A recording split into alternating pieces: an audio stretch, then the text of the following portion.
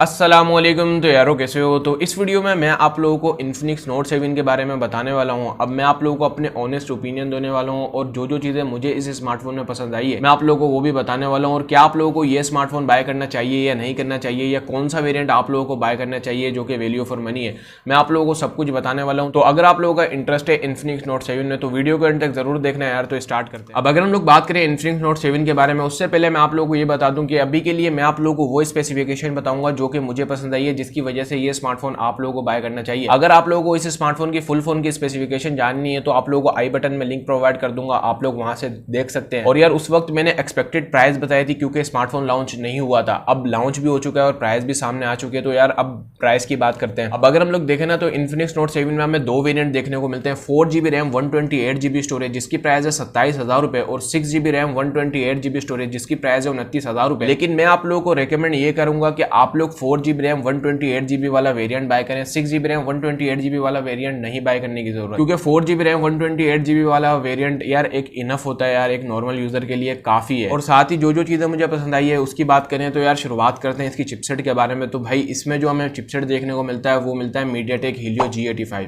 अब ये चिपसेट मुझे पता है 21,000 रुपए की प्राइस टैग में Realme C3 में देखने को मिल रहा है, लेकिन उसमें इतने फीचर नहीं देखने को मिल रहे जितने इन्फिनिक्स नोट 7 में देखने को मिल रहे हैं। और चिपसेट के हिसाब से अगर आप लोग गेमिंग के लिए ये स्मार्टफोन लेना चाह रहे हो तो ये आप लोगों के लिए बेस्ट स्मार्टफोन होने वाला है। और दूसरी जो चीज मुझे इस स्मार्टफोन की पसंद आई है वो है यार इसके कैमरास। बैक में हमें क्वाड कैमरास देखने को मिल रहे हैं और कैमरास का जो डिजाइन है वो काफी ज्यादा अच्छा रखा गया है। OnePlus 7T से आप लोग कंपेयर करेंगे बिल्कुल वैसे ही आप लोगों को देखने को मिलता है। और अगर हम लोग देखें ना तो फ्रंट में भी हमें 16 मेगापिक्सल का सेंसर प्रोवाइड किया गया है जो कि पंच होल के साथ हमें देखने को मिलता है। और तीसरी जो चीज जो मुझे पसंद आई है यार वो है इसकी बैटरी। इसमें हमें 5000 mAh की बैटरी प्रोवाइड की है इन्फिनिक्स ने, और आप लोगों को इसमें माइक्रो USB की पोर्ट देखने को मिलती है। और मजे की बात यह है कि इसमें हमें 18 वोल्ट की फास्ट चार्जिंग तो देखने को मिलती है, लेकिन इसमें हमें बॉक्स में अडेप्टर भी देखने को मिलता है। दोनों वेरिएंट में ही आप लोगों को प्रोवाइड किया गया है। और अगर हम लोग देखें ना 27,000 और 29,000 रुपए की प्राइस टैग में कोई भी दूसरा ब्रांड हमें अडेप्टर नहीं प्रोवाइड करता। फास्ट चार्जिंग तो प्रोवाइड कर देता लेकिन अडेप्टर नहीं प्रोवाइड करता, तो ये भी एक बहुत अच्छी चीज़ है। और अगर हम लोग देखें ना तो यार डिज़ाइन वाइज भी ये स्मार्टफोन काफ़ी ज़बरदस्त हमें देखने को मिलता है। वैसे तो हमें प्लास्टिक बैग प्रोवाइड की गई है लेकिन डिज़ाइन वाइज ये काफ़ी ज़बरदस्त लग रहा है और आप लोगों को भी पसंद आएगा। और 3 कलर्स आप लोगों को देखने को मिलते हैं, एक आप लोगों को ब्लू कलर देखने को मिलता है, एक आप लोगों को ब्लैक कलर देखने को मिलता है और एक आप लोगों को ग्रीन कलर देखने को मिलता है।